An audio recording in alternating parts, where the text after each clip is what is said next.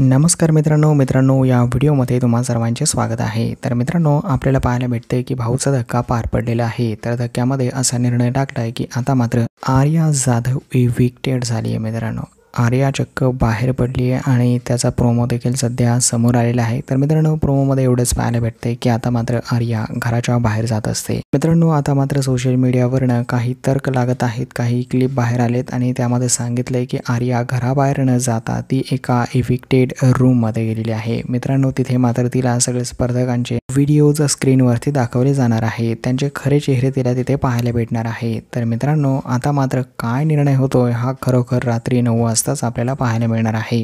तसं तर आर्या बाहेर जाण्यासाठी डिझर्व करत नाही, आर्या खूप मेहनती मुलगी आहे आणि असं सर्व महाराष्ट्रांचंच म्हणणं आहे। तर मित्रांनो या ठिकाणी तुम्हाला काय वाटतंय हेही आम्हाला कमेंट बॉक्समध्ये नक्कीच कळवा आणि अशाच नवीन अपकमिंग व्हिडिओजसाठी चॅनलला अवश्य सबस्क्राईब करून घ्या। धन्यवाद मित्रांनो।